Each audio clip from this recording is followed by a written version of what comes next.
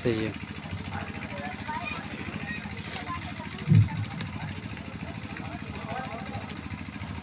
पट्टा से एकदम मस्त लग बड़ा स्टूडियो है हाल चिल्लो अंदर गुरु वृंदावन बिहारी लाल की जय। सबसे पहले मैं परम पूज्य शास्त्री जी के चरणों में नमन करता हूँ। मेरे सामने बैठे हुए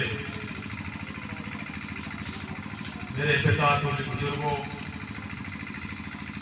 बहुत ही मेरी माताओं, बहनों और बेटियों, मैं आप सभी के चरणों में नमन करता हूँ।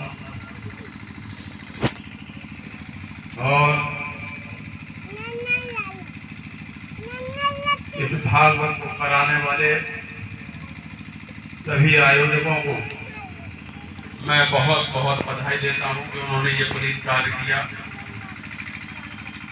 भागवत ये चमक बड़ा है यही तो करने में और कराने में बहुत अच्छी लगती है, लेकिन हर चीज का एक उद्देश्य होता है। भागवत आप लोग करा रहे हैं और आप सभी लोग सुन रहे हैं, बहुत खुशी की बात। भागवत से बच्चों में तो संस्कार आते ही हैं, समाज में व्याप्त कुरीतियों को भी दूर होना चाहिए। मैं बहुत लंबा भाषण नहीं दूंगा, 2 शब्दों अपनी बात कहना चाहता हूँ। आप लोग भागवत कर रहे हैं और सुन रहे हैं, लगभग 6 दिन हो गए भागवत होते होते, और मुझे लगता है इस भागवत से आप लोगों ने बहुत कुछ सीखा भी हो। सीखा है या केवल नाच सूझ के ये भागवत हो रही है? बहुत से तो सिर्फ मनोरंजन करने के लिए भागवत कराते हैं कि 8 दिन कम से कम नाच गाने होते रहेंगे। लेकिन मैं ये आपसे कहना चाहता हूं कि भागवत के प्रभाव से वातावरण तो शुद्ध हो ही जाता है, हमारे बच्चों में भी संस्कार आ जाते हैं। मेरे बेटों में भी बहुत संस्कार है, मेरी बेटियों में भी बहुत संस्कार हैं। ये तो मेरा गांव है, मेरा परिवार है, मेरा घर है। मैं जगह जगह जाता हूँ भागवतों में, और सबसे सिर्फ यही बात पूछता हूँ कि आपने भागवत 8 दिन सुनी, भागवत में कुछ ग्रहण किया या नहीं किया? लोग जवाब नहीं देते, हंसते रह जाते हैं। भागवत में कुछ सीखा हो उन्होंने तो बताएं। अभी शास्त्री जी भागवत में कौन सा प्रसंग सुना रहे हैं शायद नहीं मालूम हुआ, क्योंकि लोगों का दिमाग ही नहीं है, दिमाग कहीं और है, भागवत यहाँ सुन रहे हैं। भागवत का आपका ये पुण्य आपको तभी मिलेगा इस भागवत का, जब आप इस भागवत से कुछ सीख करके जाएंगे। मैं कहना चाहता हूँ कि भागवत के प्रभाव से समाज में जो कुरीतियां हैं, बेटों में और बेटियों में जो अंतर देखा जाता है, उनको दूर होना चाहिए। समाज में जो दहेज प्रथा की कुरीति है, उसको दूर होना चाहिए। ये अपने जीवन में अपनाना चाहिए। इस भागवत की अच्छी अच्छी कथाओं से सीखना चाहिए। अगर सीखोगे तो भागवत कराना आपका सफल है, और केवल नाच कूद के घर चले जाओगे तो भागवत कराने का कोई अर्थ नहीं। घर पे बैठे यहाँ भागवत सुन रहे हो, साथ में कहीं लगे कि एक गिलास पानी दिए, अरे बैठी है डोकरी बंद है, तो भागवत से कोई फायदा नहीं है। अपने बुजुर्गों का सम्मान करो, माँ बाप का सम्मान करना सीख जाओ, तो भागवत कराओ, बहुत अच्छी बात है, बहुत पुण्य का काम है। बेटों में और बेटियों में जो अंतर है समाज के अंदर मैंने ज्यादातर देखा है, बेटा हो जाए तो लोग फूले नहीं समाते हैं, दावतें होती हैं, और बेटी हो जाए तो मैंने तो बहुत कम लोगों को देखा कि दावत उन्होंने की हो, 8-8 दिन 7 रोटी न खा, बेटी है गई।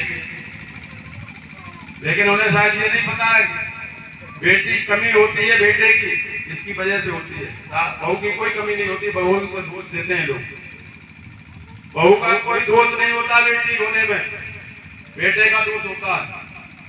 लेकिन फिर भी बहू को दोष दिया जाता है कि बेटी हो गई।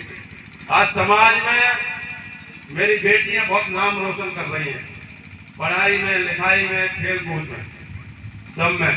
और मेरे बेटे क्या कर रहे हैं? पान, बीड़ी, सिगरेट, गुटखा, शराब। तो मैं कहना चाहता हूं अपने सभी लोगों से, अपने परिवार के लोग मेरे यहाँ बैठे हैं, कि जितना अंकुश हम लोग अपनी बेटियों पर लगाते हैं, आज हमें अपनी बेटियों पर अंकुश लगाने की जरूरत नहीं है। हमें अपने बेटों पर अंकुश लगाने की जरूरत है। बेटियां तो हमारी बहुत संस्कारी हैं, बहुत समझदार हैं, जिन बेटों के होने पर आप खुशियां मनाते हैं। मैंने देखा है उन बुजुर्गों को उठते हुए कोने में, घर के कोने में उन्हें रोते हुए देखा है। वही बेटे अपने उन बुजुर्गों को, माताओं को, पिताओं को दो वक्त की रोटी नहीं दे पाते। बुरा मत मानना, ये संत समाज बैठा हुआ है, इसमें से बहुत से संत समाज के लोग मजबूरी में महात्मा बने, मजबूरी में इसलिए बनते हैं कि उनके बेटे और बेटियां उनको पानी तक के लिए नहीं पूछती है।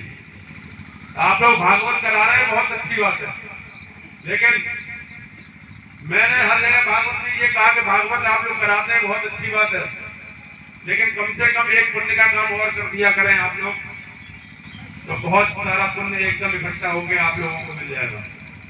लेकिन मेरी बात लोग सुनते हैं, उस पर अमल नहीं करते। मैंने कहा गांव में अगर किसी गरीब कन्या की शादी भागवत के प्रभाव में और कर दें, दावत तो आप लोग कराते ही है, दावत तो आप लोग कराते ही है।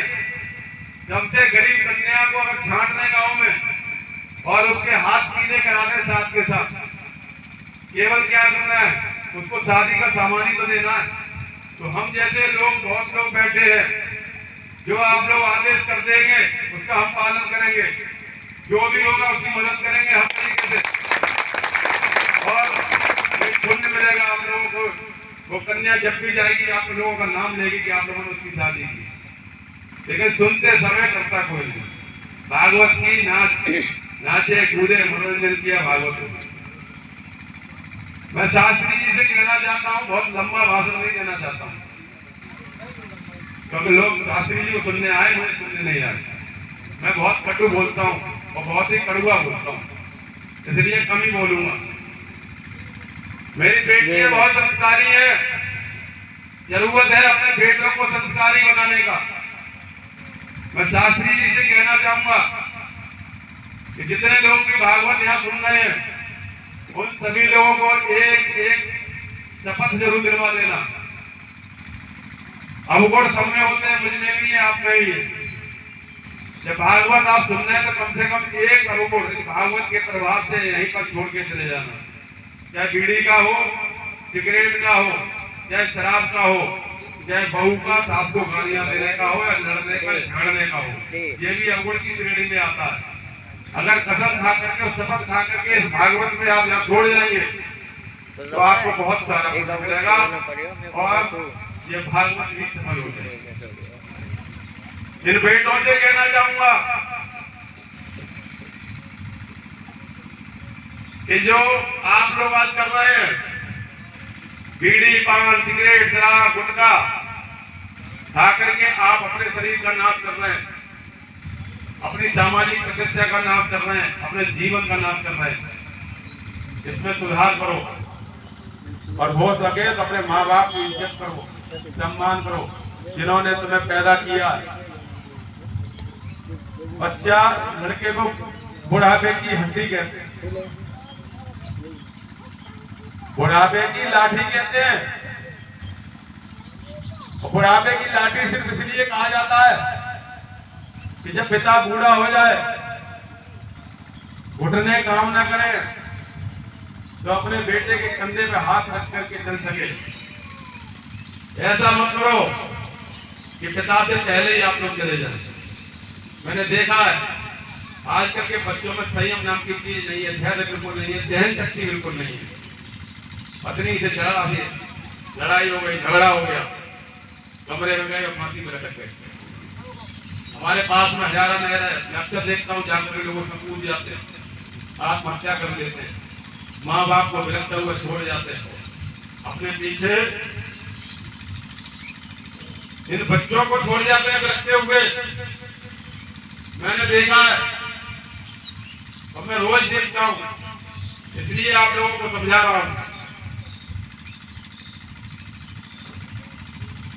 अपने माँ बाप का सम्मान करो। जीवन आपको मिला है तो ऐसे ऐसे पुण्य के काम करो, आप चले जाओ तो लोग आपको याद रखते हैं। मैं एक बात और कहना चाहता हूं, आजकल समाज में अगर सबसे बड़ी कुरीति है तो ये मोबाइल बच्चे लिए बैठे हैं हाथ में। सबसे ज्यादा गंदी चीज है तो आज ये मोबाइल है। ये अच्छी भी बहुत है, हर चीज के दो पहलू होते हैं, अच्छा और बुरा। क्या आप करना चाहते हैं ये आपके ऊपर निर्भर है। अच्छा करना चाहेंगे तो अच्छा होगा, बुरा करना चाहेंगे तो बुरा होगा। 24 घंटे बच्चे मोबाइल चलाते हैं, किसी के पास समय नहीं है, बड़े बूढ़ों के पास, माँ बाप के पास बैठने का। बहाना क्या है कि पढ़ाई होती है मोबाइल पे। कोरोना काल आ गया, मैंने भी ना चाहते हुए अपने बच्चों को मोबाइल खरीदवा दिए। मैं नहीं चाहता था कि मैं अपने बच्चों को मोबाइल अभी दिलवाऊं, लेकिन मजबूरी आ गई। स्कूल से नोटिस आ गया कि मोबाइल दिलवाओ, पढ़ाई बच्चों की मोबाइल पे ही हो। बच्चों को बहाना मिल गया, मोबाइल दिला दिए। मोबाइल पर पढ़ो, बहुत अच्छी बात है, चलाओ मोबाइल 1 घंटे, 1 घंटे 2 घंटे ज्यादा, लेकिन 24 घंटे मोबाइल में रहते हो। आपका पूरा समय मोबाइल ने खा दिया। जो समय आपको अपने माँ बाप के पास बैठना चाहिए। पहले घर में एक बड़ी बूढ़ी दादी होती थी जो बच्चों को बैठा करके भागवत सुनाती थी, रामायण सुनाती थी। अब कोई सुनने वाला नहीं है, बच्चों के पास समय नहीं है माँ बाप के पास बैठने का, न किसी के पास। इसीलिए मैं इन्हें बधाई देना चाहता हूँ आए लोगों को बहुत बहुत, कि कम से कम इन्होंने भागवत कराई। सभी बच्चों को, क्षेत्र के लोगों को, सभी को सुनने का मौका मिला। बहुत अच्छी बात है। मोबाइल आप लोग चलाओ, लेकिन 1 घंटे 2 घंटे। समझाता हूँ मैं बहुत, लेकिन मेरे बच्चे खुद नहीं मानते। मेरा एक बेटा है, सुबह उठता है मोबाइल के साथ, रात को सोता है 12 बजे मोबाइल के साथ। सुबह उठेगा मोबाइल चलाता हुआ मिलेगा, और रात को 12 बजे सोएगा तो भी मोबाइल लेके ही सोएगा। मोबाइल चलाता है। मोबाइल में बहुत अच्छी ज्ञान की बातें आती है, बहुत खराब चीजें भी आती है। शर्त यह है कि आप लोगों को देखना क्या। मैं अपनी बेटियों से कहना चाहूंगा कि माँ बाप ने आपको मोबाइल दिलाया आप पर विश्वास करके, बहुत विश्वास करते हैं माँ बाप आपके ऊपर, तो कभी कोई ऐसा काम मत करना तुम्हारे माँ बाप की नाक नीची हो जाए। कभी उनके विश्वास को टूटने मत देना। इसलिए मोबाइल चलाओ, कम चलाओ, इससे आपकी आंखें भी कमजोर हो जाएंगी। इसकी जो रेज़ निकलती है उससे शरीर का भी नाश होता है। बहुत बहुत धन्यवाद। बहुत बातें हैं कहने के लिए, लेकिन मैं अब ज्यादा लंबा खींचना नहीं चाहता हूँ। लोग बोर हो रहे हैं बैठे बैठे, मेरी सब टकटकी लगाए बैठे हैं, इसलिए मैं ज्यादा लंबी बात नहीं कहना चाहता हूँ। मैं बहुत बहुत धन्यवाद देना चाहता हूँ सुरेंद्र भाई का, इनके परिवार का और सभी लोगों का जिन्होंने ये भागवत कराई। मेरा इन्होंने स्वागत किया, उसके लिए मैं इनका आभार व्यक्त करता हूँ। बहुत बहुत धन्यवाद। जमुई का भी चुनाव हुआ था पीछे, आप लोगों के आशीर्वाद से मैं चुनाव लड़ा लूंगा। मुझे गर्व है इस बात का, मुझे खुशी है इस बात की कि पूरे गांव में एक भी बच्चा जिस दिन चुनाव हो रहा था गांव में नहीं था। पूरा जन बच्चा मेरे समर्थन में, तो उनका भाई, उनका चाचा, उनका बेटा चुनाव लड़ रहा है, सारे लोग सिकंदराबाद में थे। सभी लोगों ने मेरा सहयोग किया, मुझे आशीर्वाद दिया और उनका कष्ट भी बहुत आए, सब कुछ उन्होंने झेला, मैं जानता हूं। इसके लिए मैं उन सभी लोगों का बहुत बहुत आभार व्यक्त करता हूं और आशा करता हूं कि आप सभी लोगों का प्यार और आशीर्वाद मुझे हमेशा ऐसे ही मिलता रहेगा। मुझे गांव की पार्टी बंदी से कभी न कभी कोई मतलब रहा है और मैं वादा करता हूं आप सभी लोगों से कि न मेरा इस गांव में किसी से कोई पार्टी बंदी है, न मेरे किसी से कोई मतभेद है, न थे, न है, न रहेंगे। मेरे लिए पूरा गांव मेरे परिवार की तरह है। मैं हर समय आप सभी लोगों की सेवा करने के लिए तत्पर हूं। जब भी आपको मेरी जरूरत हो किसी भी काम के लिए, आप जिस लायक मुझे समझें, एक बार फोन करना। आप लोगों के बीच में मैं हमेशा मौजूद रहूंगा। जो सेवा कर सकता हूं आप सभी लोगों की सेवा करूंगा। धन्यवाद, बहुत बहुत धन्यवाद। अच्छा, एक बात और कहना चाह रहा था, शास्त्री जी, इनके अखबार को छुड़वा ही देना, कम से कम एक अखबार जरूर छोड़ के जा देना। और ईश्वर से प्रार्थना करूंगा कि इन सभी लोगों की मन में जरूर कोई ना कोई मनोकामना होगी। तुम आगे क्यों आ गए? होता लगा मम्मी कम से कम एक मनोकामना की शाही की है शाही ने नदी से बनाई।